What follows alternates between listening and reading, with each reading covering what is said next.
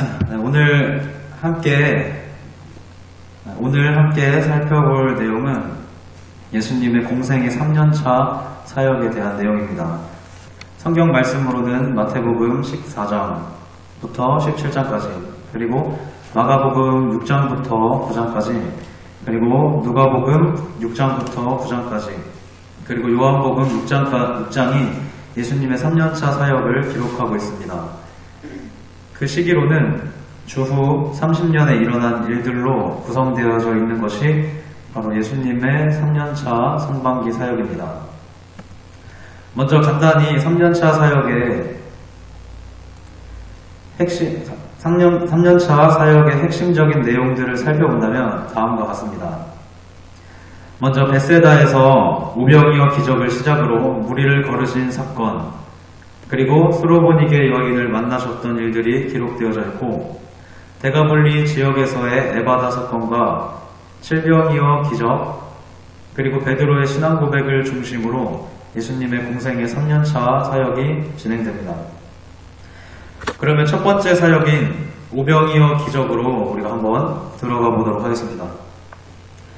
예수님은 벳세다로 들어가신 것이 아니라 벳세다 근처에 있는 들로 가셨습니다. 요 들판이 바로 벳세다 들판인데요.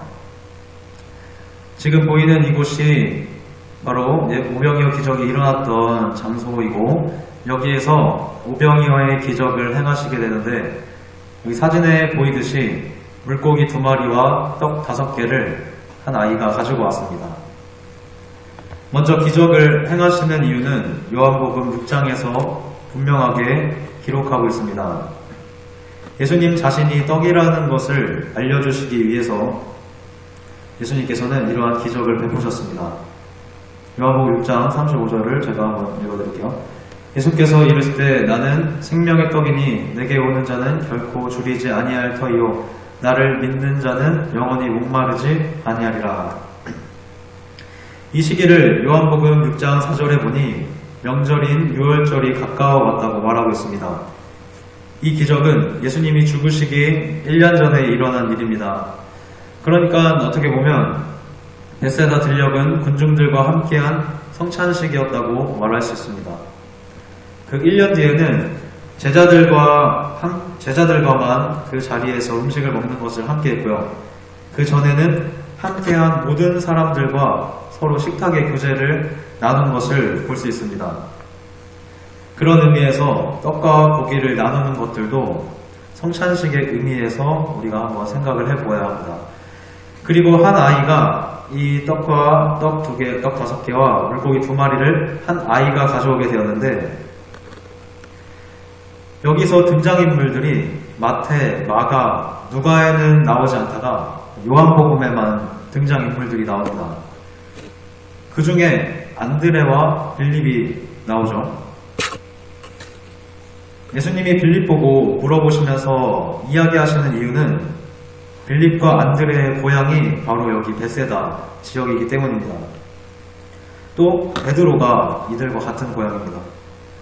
같은 고향인 사람들이기 때문에 빌립이 그래도 잘 알 테니까 떡을 구해와라 라고 말하고 계십니다. 그리고 입에 괴나리온이 든다는 말, 그리고 또 한 소년에게서 식사를 가져오는 일들도 바로 안드레가 하고 있는 것입니다. 자기 고향이었기 때문에 고향 사람 누군가가 아마 주었을 것입니다. 물고기 2마리와 떡 5개는 한 소년을 통해서 그들에게 주어졌는데, 이것도 우리가 한번 생각을 해보아야 합니다. 한 소년이 이 양을 다 먹을 수는 없습니다. 이것은 그렇기 때문에 절대로 소년 한 명의 도시락이 아니라 한 가족 전체의 도시락이었던 것입니다. 그러니까 다시 말하면 한 가족이 예수님과 이 수많은 사람들을 위해서, 그리고 예수님의 제자들을 위해서 헌신했던 것입니다. 그래야지 5,000명이 먹었다는 것도, 그리고 5,000 가족이 먹었다는 것도 우리가 이어서 생각을 해볼 수가 있습니다. 한 가족의 희생으로 5,000 가족이 배불리 먹었습니다.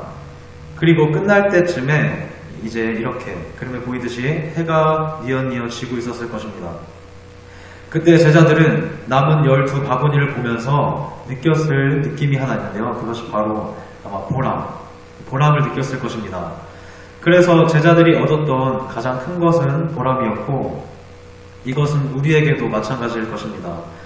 교회를 열심히 섬기면서 살아온 순간들을 돌아보면 주님이 하셨다 라고 말할 수 있는 부분들이 아마 정말 많을 거예요. 제자들이 오병이어 기적에 동참하면서 이렇게 보람을 느꼈듯이 우리도 주님이 하시는 일들에 동참하면서 보람을 느끼게 되는 것이죠. 이렇게 느끼는 보람은 우리가 지속적으로 교회를 섬겨나갈 수 있는 새로운 힘이 되는 것입니다. 그리고 나서 예수님께서는 벳세다에서 오병이어의 기적을 행하시고 가버나움 쪽으로 움직여 가셨습니다. 가버나움을 들르고 가버나움에서 게네사렛 쪽으로 또 예수님은 움직이셨습니다. 이렇게 가는 길은 직선으로 가는 길이 아니라 갈릴리 호수를 뺑 돌아서 가야 되는 길이었습니다. 이 길은 이곳은 물살이 굉장히 거센 곳이었고 제자들은 그런 상황 가운데 놓이게 된 것입니다. 그럴 때 예수님께서는 혼자 기도하러 가셨고 배가 이미 술이나 떠나와서 물결로 말미암아서 고난을 받고 있었습니다. 그때 예수님께서 바로 물 위에 서서 가십니다. 이전부터 예수님은 자신을 위한 기적은 잘 나타내시지 않는데 여기서는 왜 물 위를 걸으셨을까요? 그게 바로 마지막 말에 보여지듯이 그들의 믿음을 시험하시고 그리고 예수님이 어떤 분이신지를 분명하게 보여주시기 위함이었습니다. 그것은 마태복음에서 얘기하고 있는 이 베드로가 등장하는 이 사건에서 더욱더 분명하게 나타납니다. 베드로가 예수님을 바라보면서 물 위를 걸어가고 있었습니다. 그러다가 바람을 보고 무서워하면서 물속에 빠져들게 됩니다. 여기서 바다는 바로 세상을 의미합니다. 그래서 이 속에 빠져든다는 것은 세상에 빠져든다고 하는 의미를 가지게 됩니다. 그래서 베드로가 세상을 바라볼 때는 물속으로 빠져들었고 예수님을 바라볼 때는 그것을 이겼습니다. 베드로가 대답하여 이르되 주여 만일 주님이시거든 나를 명하사 물 위로 오라 하소서 하니 오라 하시니 베드로가 배에서 내려 물 위로 걸어서 예수께로 가되 바람을 보고 무서워 빠져가는지라 소리질러 이르되 주여 나를 구원하소서 하니 그러므로 이것은 우리도 예수님을 바라볼 때는 세상을 이기지만 그것이 아니라 옆에 있는 상황을 바라볼 때는 바다에 빠져버리듯이 세상에 빠질 수밖에 없다라는 것을 우리들에게 보여주는 한 가지 장면이라고 할 수 있습니다. 자, 이제 예수님께서는 벳세다에서 가버나움으로 움직이시게 됩니다. 그리고 여기서 들르면서 마가복음에서는 벳세다에서 게네사렛으로 바로 왔다고 말하고 있고요.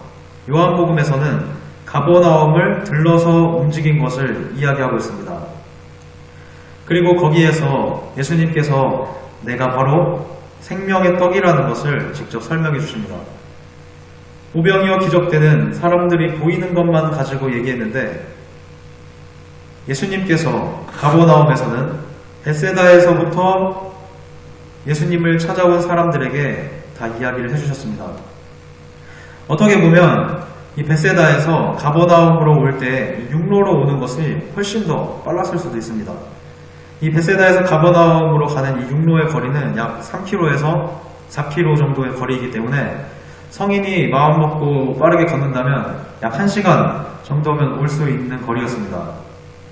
그러니 이쪽으로 와서 예수님을 만났을 때 예수님께서 떡에 대한 이야기를 직접 들려주시는 것입니다.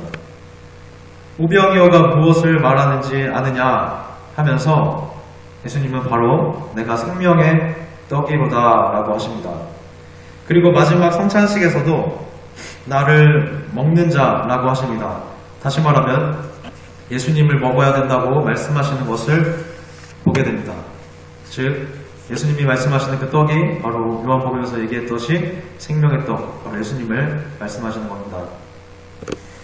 이것을 가버나움에서 밝히시고 예수님은 게네사렛 땅으로 다가오십니다. 게네사렛 쪽으로 오셔서 여기에서 예루살렘으로부터 온 바리새인들과 서기관들과 한 가지 대결을 하십니다. 논쟁을 하시죠. 그들이 손 씻지 않고 먹은 이유에 대해서 예수님께 얘기하자 너희들이 스스로 범한 그 전통이 얼마나 잘못된 것인지를 여러 가지 제도를 가지고 예수님께서 얘기하십니다. 이제 예수님은 게네사렛에서 두로 지방으로 움직였습니다. 그런데 그 두로 지방이 어딘지는 정확히 알 수가 없습니다. 두로는 분명히 아닙니다. 저기 이렇게 앞쪽으로 되어 있는 곳이 두로거든요. 앞쪽으로 되어 있는 곳이 두로인데 두로 지방이라고 했기 때문에 두로를 포함한 사르밧 밑에까지 어떤 지방의 일부를 얘기하는 것이 바로 여기서 말하는 두로 지방입니다. 여기서 사르밧이라고 하면 혹시 누가 갔던 지역인지 혹시 기억나시나요? 사르밧 구약에 네, 저 위에 있는 그림에서 보이듯이 엘리야가 갔던 지역이 바로 이 사르밧이라는 지역입니다. 엘리야가 가뭄 때 사르밧 과부가 있는 곳에 갔죠. 그런데 그곳에 가서 일어났던 사건 중에 하나가 바로 부활에 대한 사건이었습니다. 죽은 자가 살아나는 일은 구약 성경에도 3번밖에 등장하지 않습니다. 엘리야가 1번, 그리고 엘리사가 2번을 일으키는데 예수님이 이상하게 자신 말고 남을 살리는 일을 똑같이 3번을 하셨습니다. 놀라운 것은 이렇게 예수님께서 3번의 일을 사역을 하실 때 구약 성경에서 있었던 그 장소를 동일하게 찾아가십니다. 그러면서 근처에서나 또 비슷하게 그 사역을 행하시는 것을 보게 됩니다. 그 중에 하나가 바로 오늘 이곳 두로 지방입니다. 여기서는 부활에 대한 사건은 아니었지만 귀신 들린 딸을 고치시는 사건을 통해서 부활의 장소를 방문하셨던 것을 보게 됩니다. 그러면서 자신이 바로 생명의 주이고 그리고 부활의 주라는 그 사실을 예수님께서는 알려주고 계십니다. 여기서 등장하는 그 헬라 여인이 한 명 등장하는데요. 이 여인을 일명 수로보니게 여인이라고 하죠. 이것은 수리아 더하기 베니게의 줄임말이에요. 그렇기 때문에 수리아 지역의 베니게라는 말이 바로 수로보니게라는 말이 되는 것입니다. 여기서 등장하는 이 여인의 믿음이 굉장히 대단합니다. 여기가 바로 이제 사르밧이라고 하는 지역의 전경인데요. 이곳에서 여인이 자녀의 떡을 취해서 개에게 던짐이 마땅하지 않다라고 말을 했더니 여인이 뭐라고 했죠? 이렇게 개에 대한 얘기를 하면서 여자가 대답하여 이르되 주여 올소이다마는 상 아래 개들도 아이들이 먹던 부스러기를 먹나이다. 한마디로 이 여인은 그 부스러기라도 달라는 것입니다. 이 여인은 그만큼 간절하고 겸손한 태도를 예수님께 보였습니다. 이렇게 간절히 소원하자 결국 예수님께서는 그 여인의 딸을 고쳐주셨습니다. 이렇게 두로 쪽으로 오셨던 예수님은 그 두로 쪽에서 사렙다 지역으로 올라가셨습니다. 이 사렙다 지역은 바로 사르밧이라고 하는 지역의 다른 이름인데요. 이 사르밧 쪽으로 올라가시고 여기서 바로 직진으로 돌아오면은 여기 갈릴리 지역으로 바로 올 수 있습니다. 하지만 마가복음 7장 31절에 보면요. 제가 한번 여기 말씀을 읽어드리겠습니다. 예수께서 다시 두로 지방에서 나와 시돈을 지나고 데가몰리 지방을 통과하여 갈릴리 호수에 이르시매 이것을 이 지도에서 한번 그려보면요. 이렇게 예수님께서 움직이시는 것입니다. 직진으로 갈 수 있는 거리를 예수님은 뺑 돌아가시는 것입니다. 데가몰리 지방을 통과해서 예수님께서는 갈릴리로 오셨습니다. 이 여정은 최소한 아무리 빨리 걸어도 최소한 한 달 이상 움직여야 하는 여정이었습니다. 이러한 구절은 우리가 성경을 볼 때 굉장히 단순하게 읽고 지나갔던 구절들 중에 하나입니다. 하지만 지금 이 지도에서 보았듯이 이 한 절의 말씀 속에서는 한 달이라는 시간이 들어가 있는 것입니다. 그렇다면 이 31절 말씀 속에 단어 하나마다 적어도 하루 이상의 시간이 걸렸다고 얘기할 수 있을 것입니다. 그렇기 때문에 성경의 진리를 안다는 것은 매우 중요합니다. 예수님의 행적을 따라서 한 달이라는 시간을 묵상하며 이 31절 말씀을 천천히 읽어간다면 우리에게 훨씬 더 많은 유익이 있을 것입니다. 이 말씀을 다시 한번 읽어드리겠습니다.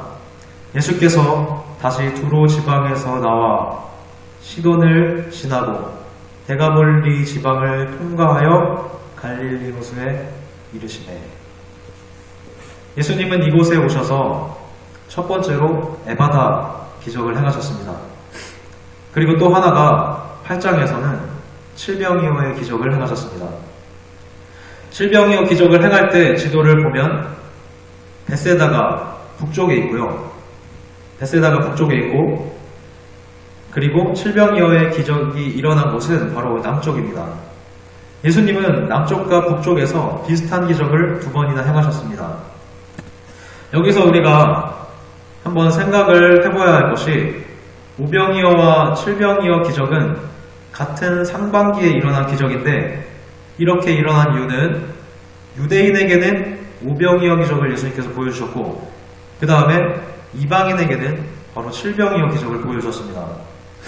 왜냐하면 칠병이어 기적이 일어났던 이 데가볼리 지역은 바로 이방 지역이었기 때문입니다. 그리고 예수님께서 말씀해 주시려고 했던 것은 무엇이냐면요, 예수님께서는 유대인에게도 그리고 이방인에게도 생명의 떡이 되신다는 것을 친히 알려주셨습니다. 그래서 그런지 꼭 물고기는 2마리만 쓰셨습니다. 이것을 마태복음에서는 주로 이 물고기를 익투스라고 합니다. 익투스라고 하는데 이것의 약자를 풀어보면 바로 예수 그리스도 하나님의 아들 구원자라는 단어의 약자가 바로 이렇게 익투스가 되는 것입니다. 그리고 한 가지 더 구분해야 할 것이, 오병이어에는 12바구니가 남았고 칠병이어에는 7 광주리가 남았습니다. 이 당시에 광주리는 바구니보다 훨씬 더 큰 것으로 한 광주리에는 그 12바구니를 모두 담아도 남는 그런 크기가 바로 광주리입니다. 그 말은 12바구니보다 7 광주리가 훨씬 더 많이 남았다는 것이고 훨씬 더 풍요로웠던 것입니다. 하나님께서 이방인에게 먹이신 사역이 명수는 4,000명이었지만 훨씬 더 풍성하게 남았다는 것이죠. 이게 앞으로 사역에 대한 예표이기도 합니다. 유대인들은 12사도가 해서 12바구니가 남았습니다. 그런데 7 지사님이 시작했던 이방 사역은 7 광주리가 남는, 훨씬 더 남는 것이 많은, 열매가 많은 사역이 바로 이방 사역이었습니다. 그리고 이 광주리의 사역의 스타트를 끄는 사람이 바로 사도 바울인 것입니다. 그러고 나서 막달라라고 추정되는 달마누다 지역으로 예수님이 움직이셨습니다. 바로 이렇게 경로를 통해서 온 것입니다. 유대인들이 여기에서 또 한 번 기적을 보여달라고 합니다. 유대인들은 자꾸만 기적이나 하늘의 표적을 구하죠. 방금 오병이어의 기적도 받고 이방인들로부터 칠병이어 기적도 받는데 또 하늘로부터 내려오는 기적을 보여달라고 하는 것입니다. 그때 예수님께서는 마태복음에서 요나의 표적밖에는 보일 것이 없다고 말씀하십니다. 제가 말씀을 한번 읽어드리겠습니다. 그때 서기관과 바리새인 중 몇 사람이 말하되, 선생님이여, 우리에게 표적 보여주시기를 원하나이다. 예수께서 대답하여 이르시되, 악하고 음란한 세대가 표적을 구하나 선지자 요나의 표적밖에는 보일 일이 없느니라. 그리고 여기에서 이제 예수님께서 다시 움직이십니다. 막달라에서 벳세다 쪽으로 예수님께서 가고 계십니다. 가는 길에 마가복음 8장에 보면 예수님께서는 바리새인의 누룩과 헤롯의 누룩을 조심하라고 하십니다. 그런데 우리는 헤롯의 누룩보다는 이 사두개인의 누룩에 조금 더 익숙하죠. 이것에 대해서 성경은 다음과 같이 말하고 있습니다. 바리새인은 그 초점이 말씀에 맞춰져 있는 사람들이 바로 바리새인이었습니다. 그리고 사두개인은 초점이 성전에 맞춰져 있었습니다. 그리고 성전 예배는 바로 기도에 가까운 것이었고, 이 일들을 행할 때 사두개인들이 기도하면서 타락하여 세속주의로 갔는데 이것이 점점 더 가면서 신비주의로 가게 되면서 세속주의로 가는 사람들이 더 가면 바로 헤롯 땅이 되는 것입니다. 그래서 방향적으로 보면 헤롯과 사두개인이 같은 쪽입니다. 또한 바리새인은 말씀을 가지고서 그 전통을 만들고 전통을 가지고서 형식주의로 가게 되는 것입니다. 여기서 이 형식주의가 조금 더 심해지면 폭력까지 휘두르는 열심당이 되어버립니다.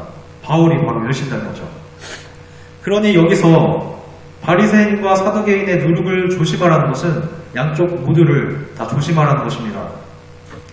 그리고 나서 예수님께서는 베세다에 들르게 됩니다. 베세다에 들리고 가이사랴 빌립보로 가게 되는데 베세다로 가는 길에서 맹인 한 명을 고치게 됩니다. 그런데 이게 또 뭐와 관련이 있는가 하면요, 이전에 그 에바다 하면서 병을 고치셨습니다. 이것이 이방인 지역에서 일어났다면 이번에는 유대인 지역에서 똑같이 맹인을 고치시는 것입니다.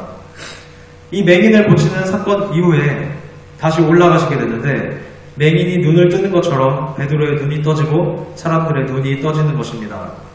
자, 이제 가이사랴 빌립보 지역으로 올라가셨습니다. 이 지역은 가이사랴 빌립보라고도 하고 빌립보 가이사랴라고도 하는데 이곳 지명은 빌립보가 만든 가이사랴라는 뜻입니다. 그래서 원래 해변 쪽에는 가이사랴라고 하는 지역이 또 하나 있습니다. 이것은 맨 처음 헤롯이 만든 것이고 처음 만든 것이기 때문에 그 앞에 수식어가 필요가 없는 것입니다. 자, 이곳에 이르러서 예수님은 제자들에게 물어보십니다. 사람들이 나를 누구라고 하느냐? 라고 물어보셔요. 제자들은 대답하죠. 요한, 엘리야, 예레미야 이런 선지자들 중에 하나라고 합니다. 라고 했고 예수님은 다시 한번 물어보십니다. 그렇다면 너희들은 나를 누구라고 하느냐? 이렇게 물어보셨습니다. 예수님이 제자들에게 질문하신 곳의 배경을 잘 살펴보면 바로 이곳이에요. 이런 곳입니다. 자, 이곳의 옛날 모습을 한번 오버랩해서 한번 보여드리겠습니다. 예전의 모습을 오버랩하면 이곳에 바로 여러 가지 신전들이 있었습니다. 이곳에는 가운데에는 이 황제 신전도 있었고 그 주변에 여러 가지 이 공간들이 전부 다 기도하는 공간이거든요. 이렇게 다 잡신들이 굉장히 많은 곳이 바로 이곳이었습니다. 그런데 이런 신전이 있는 곳에서 바로 예수님께서 물어보시는 것이에요. 그랬더니 베드로가 뭐라고 했죠? 주는 그리스도시요 살아계신 하나님의 아들이시나이다. 이것을 원어상으로 보면은 전부 다 그 바로 앞에 정관사가 붙어 있습니다. 주는 그리스도시요라고 하면서 그 살아계신 그 하나님의 그 아들이십니다라고 하는 것입니다. 다시 말하면 이런 잡신들이 아니라 유일하신 여호와 하나님의 아들이십니다라고 고백을 하고 있는 것입니다. 베드로가 이렇게 고백함으로써 예수님은 이것이 너가 너의 입으로 말했지만 이것은 하나님이 알게 하신 것이다 라고 하시면서 내게 알게 하신 이는 바로 하늘에 계신 나의 아버지다 라고 얘기를 했고 그러면서 페트로스 이 반석 위에 내 교회를 세우겠다고 하셨습니다. 17절과 18절 말씀을 제가 읽어드리겠습니다. 바요나 시몬아 내가 복이 있도다. 이를 내게 알게 하니는 혈육이 아니요 하늘에 계신 내 아버지시니라. 또 내가 내게 이르노니 너는 베드로라. 내가 이 반석 위에 내 교회를 세우리니 음부의 권세가 이기지 못하리라. 아멘.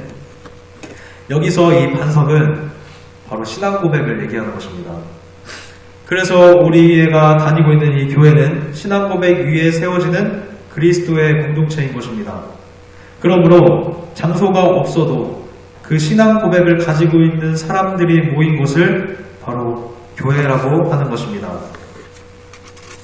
이렇게 고백이 있은 후에 예수님께서는 제자들을 데리고 변화산으로 올라가셨습니다. 변화산이 정확히 어디인지는 아무도 알 수가 없습니다. 그런데 성경에서 보면 높은 산에 올라갔다고 했고 그때 말하는 가장 높은 산은 이 지역에서 헤르몬 산입니다. 거기로 올라가서 엘리야와 모세 두 사람을 이렇게 만나게 됩니다. 여기서 이 두 사람의 특징은 둘 다 어떠한 전환기적인 인물이라는 것이에요.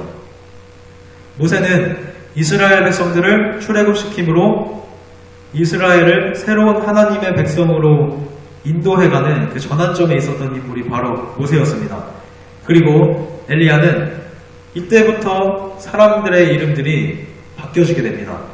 왕들의 이름들도 여호와라는 이름이 앞에 들어가면서 그 이름들이 바뀌게 됩니다. 여호아스, 여호야긴, 여호야김이라는 이름들을 보면 이런 것들을 알 수 있습니다. 그러므로 이때부터 바알 신이 아니라 여호와의 종교로 이스라엘이 확실히 자리를 잡게 됩니다. 그런 면에서 이 엘리야와 모세가 전환기적인 인물이라고 얘기할 수 있습니다. 이 두 사람이 서 있고 이들과 이야기하는 주제는 바로 죽으심에 대한 것들을 이야기하는 것을 보게 됩니다. 예수님의 죽으심에 대해 이야기하는 것이 주제였다는 것입니다. 그래서 여기부터 예수님은 죽으심을 향하여 한 걸음씩 가기 시작하십니다. 그리고 눈같이 환히 빛나는 것은 베드로 후서에 보면 베드로가 회상하기를 우리는 그의 크신 위엄을 친히 보았다 라고 합니다. 베드로후서 1장 16절을 제가 한번 읽어드리겠습니다. 우리 주 예수 그리스도의 능력과 강림하심을 너희에게 알게 한 것이 교묘히 만든 이야기를 따른 것이 아니오 우리는 그의 크신 위엄을 친히 본 자라. 그만큼 이때 상황이 베드로에게는 너무나 큰 하나님의 영광을 보는 그런 상황이었다고 말할 수 있을 것입니다. 예수님께서는 변화산의 사역이 끝나고 이제 가버나움으로 다시 가십니다. 가버나움에 갔을 때 반세계를 받는 사람이 베드로에게 나와서 왜 반세계를 내지 않느냐, 성전세 반세계를 왜 내지 않느냐 라고 물어봅니다. 여기서 반세계는 이제 속전으로 받는 것입니다. 반세계를 내지 않으면 전염병이 벌어진다고 했는데 이것은 바로 다윗 때에 임했던 일입니다. 다윗이 인구조사를 하고 반세계를 내지 않았더니 전염병이 벌어서 3일 만에 7만 명이 죽는 일들이 발생했습니다. 이후에 성전에서는 1년에 한 번씩 반세계를 그 자기의 생명의 값으로 드리는 전통이 생겼습니다. 예수님께서는 이것을 베드로에게 가서 물고기를 잡아서 한 세계를 얻으면 너를 위해서 반, 나를 위해서 반을 내라고 하셨습니다. 예수님이 이 기적을 행하신 이유가 있습니다. 예수님께서는 이 이후에 이 반세겔 문제 때문에 얻은 그 땅으로 가셨습니다. 그 땅이 어디냐면 바로 아라우라의 타작마당입니다. 아라우라 타작마당은 반세겔을 드리지 않아서 회개하는 제사를 드렸고 그뿐 아니라 그 주변에 있는 땅을 모두 사서 그곳에 성전을 지었던 곳이 바로 그 땅입니다. 그렇기 때문에 예수님이 지금 반세겔과 관련 있는 그곳으로 직접 가시게 되는 것입니다. 왜냐하면 거기 가셔서 결국 자기 자신이 생명의 속전이 되셔서 죽기 위해 가시는 것입니다. 이제 예수님은 가버나움에서 나오셔서 아르벨 산이라고 하는 그 길을 따라서 예루살렘으로 가십니다. 예루살렘에 가시면서 예수님의 3년차 사역은 마치게 됩니다. 우리 모두가 예수님이 가신 그 길을 따라서 각자에게 주어진 사명의 길을 끝까지 걸어갈 수 있기를 소망합니다. 이상으로 예수님의 공생의 3년차 사역에 대한 강의를 마치겠습니다.